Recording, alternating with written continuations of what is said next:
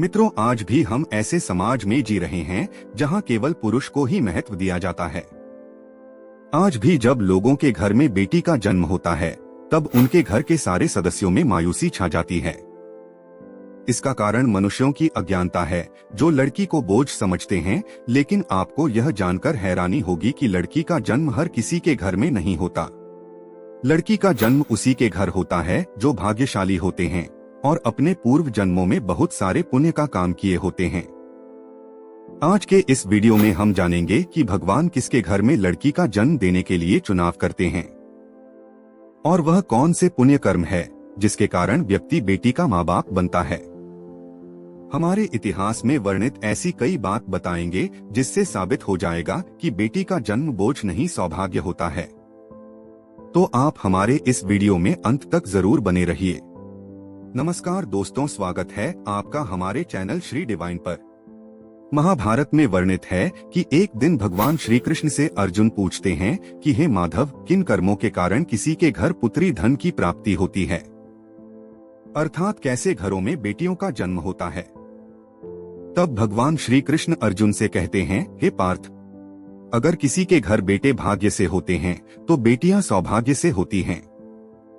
और जो भी स्त्री या पुरुष अपने पूर्व जन्म में बहुत सारा पुण्य कार्य किए होते हैं, उन्हें ही एक बेटी के माता पिता होने का सौभाग्य प्राप्त होता है। इतना ही नहीं, बेटियों के जन्म के लिए उन्हीं घरों को चुना जाता है जो बेटियों का भार सहन कर सके, क्योंकि तीनों लोकों में स्त्री अर्थात बेटियां ही ऐसी होती है जिसका भार हर कोई सहन नहीं कर सकता। वो बेटियां ही होती है जो घर वालों और अपनों की खुशी के लिए अपना हर एक चीज न्यौछावर कर देती हैं।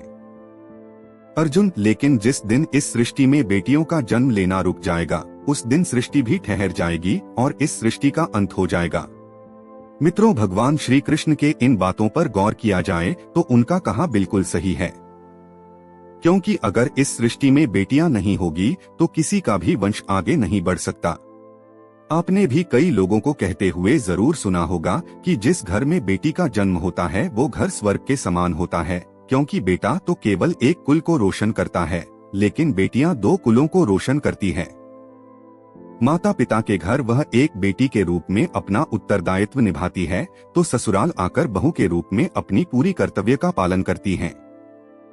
दोस्तों, आजकल आप सुनते ही होंगे कि बेटियां या फिर बहू परिवार में किसी की मृत्यु हो जाने पर उसका पिंडदान नहीं कर सकती, लेकिन यह बिल्कुल भी सही नहीं है, क्योंकि रामायण में बताया गया है कि प्रभु श्री राम के पिता राजा दशरथ की जब मृत्यु हो गई तो माता सीता अर्थात राजा दशरथ की बहू ने ही उनका पिंडदान किया था, जिससे उन्हें जन्म मरण के इस चक्र से मुक्ति मिल गई थी।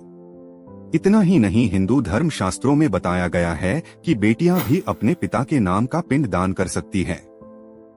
वहीं अगर ससुराल पक्ष में कोई पुत्र नहीं है तो इस स्थिति में बहू भी पिंडदान कर सकती है।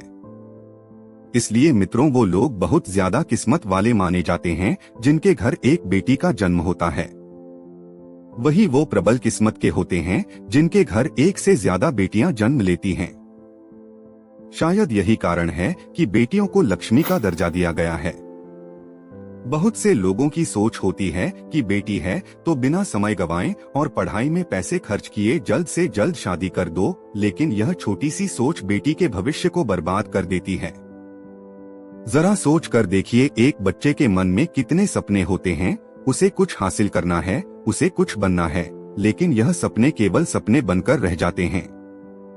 इसलिए अपने बेटियों को सपने पूरे करने देना चाहिए। उन्हें जीवन में हर वो खुशी दें जो उन्हें मिलनी चाहिए। एक बेटे से ज्यादा बेटी हमेशा अपने माता पिता के लिए सोचती है। माता पिता को प्यार और अपनापन केवल बेटी ही दिखा सकती है। बेटी के जन्म को एक जश्न की तरह मनानी चाहिए। माता पिता को बेटी को हमेशा एहसास दिलाना चाहिए कि वह कितनी खास है। मित्रों, कभी भी बेटी माँ बाप पर बोझ नहीं होती। वह सिर्फ अपनी और अपने परिवार की किस्मत बनाने के लिए जन्म लेती है। कई लोग कहते हैं कि हिंदू इतिहास में लड़कियों का महत्व नहीं है। धन की देवी लक्ष्मी हो, दुर्गा हो या घोर रूप में महाकाली, नारी सर्वस्व पूजी गई हैं। दोस्तों, कहते हैं ना कि हमारी लड़कियां लड़कों से कम नहीं, यह बात इतिहास में भी मिलता है। वशिष्ठ जी की पत्नी अरुंधति ने वरुण और इंद्रदेव को ब्रह्म ज्ञान का ज्ञान दिया था। सभी धनुर्धर की भांति द्रौपदी भी शस्त्र विद्या जानती थी। महाभारत में वर्णित है कि द्रौपदी अर्थशास्त्री थी और युधिष्ठिर के राज कार्य में सहयोग करती थी। ये गलतफहमी है कि हिंदू धर्म में लड़कियों की इज्जत नहीं की जाती थी। द्रौपदी के वस्त्र छूने पर पूरे कौरव मिट गए और माता सीता के हरण से सोने की लंका जला दी गई। मित्रों, रामायण में जब भगवान शिव धनुष को तोड़ते हैं तो राजा जनक विवाह के लिए दशरथ जी को बुलावा भेजते हैं। दशरथ जी आकर जनक जी को प्रणाम करते हैं। वैसे तो दूल्हे के पिता को नमस्कार नहीं करना चाहिए, इसलिए जब जनक जी मना करते हैं कि आप दूल्हे वाले हैं, बड़े हैं, तब दशरथ जी कहते हैं कि बड़े तो आप हुए क्योंकि आप दाता हैं और मैं याचक। हाँ दोस्तों, लड़की के पिता को गर्व करना चाहिए कि वह देने वाला है। शास्त्रों में बताया गया है कि मृत्यु के बाद पुत्र पिंडदान करे तभी पिता को मुक्ति मिलती है। परंतु एक लड़की के पिता जब उसे अच्छा वर देखकर ब्याह देते हैं तभी उनकी 21 पीढ़ियों को मुक्ति मिल जाती है। इसलिए हमेशा अपने उस बेटी को प्यार दें जिसने आपके घर में जन्म लेकर आपको पुण्य का भागी बनाया है। मित्रों, एक कथा के अनुसार दो मित्र लंबे समय के बाद एक दूसरे से मिले। एक दोस्त ने दूसरे से उसका हाल पूछा तो जवाब में उसने कहा कि मेरे हाल तो एकदम मस्त है और हो भी क्यों ना, मेरे दो बेटे जो हैं। तभी वह अपने दोस्त से पूछता है कि तेरे घर में कितने बच्चे हैं। दोस्त मुस्कुराते हुए खुशी के साथ बताता है कि मेरे घर में तो 2 बेटियां हैं। उसका दोस्त भगवान का शुक्रिया अदा करता हुआ कहता है, मैं धन्य हूं, मेरे घर बेटियां नहीं हैं। यह बातें सुनकर दूसरे दोस्त की आंखों में आंसू आ गए। तभी उसकी बेटी पिता के मित्र से कहती है कि अंकल, भगवान हमेशा भाग्यवान को ही बेटी देते हैं, कभी गरीब को बेटी के रूप में माता लक्ष्मी नहीं देते। मित्रों, भगवान केवल उसी को पुत्री का सुख देते हैं जिसके अंदर पालने की सामर्थ्य होती है, जो गरीब होकर भी अपनी बेटी को पाल सकता है। एक बार स्वामी विवेकानंद वैष्णो देवी की सीढ़ियां चढ़ रहे थे। बगल से एक किसान अपनी बेटी को कंधे में बिठाकर सीढ़ियां चढ़ रहा था। तभी स्वामी विवेकानंद जी ने कहा कि बाबा, आपकी बेटी का बोझ आपको लग रहा होगा, इसको मैं उठा लेता हूं और माता वैष्णो के दरवाजे तक ले चलता हूं। तब किसान ने स्वामी विवेकानंद से कहा कि बेटी कभी भी बाप के कंधे पर बोझ नहीं होती। बेटी अगर बाप के कंधे पर हो तो बाहर के बोझ को हल्का कर देती है।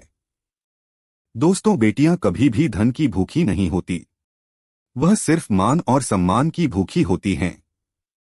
अब आप यह जरूर सोच रहे होंगे कि कौन से कर्म करने के बाद किसी के घर में बेटी जन्म लेती है। गरुड़ पुराण में बताया गया है कि जो मनुष्य सदा ही पुण्य करता है और दान धर्म करता है, उसी को अगले जन्म में स्त्री रत्न पुत्री रूप में प्राप्त होती है। यदि आपकी कोई बेटी नहीं है तो आप किसी सगे संबंधी या किसी गरीब की बेटी को पढ़ाने मदद कर सकते हैं और उसके विवाह करवा सकते हैं, जिससे पूर्ण रूप से पुण्य का फल मिलता है। मित्रों, आज आपने जाना कि बेटी का जन्म किसके घर में होता है और कौन से कर्म करने से बेटी पैदा होती है।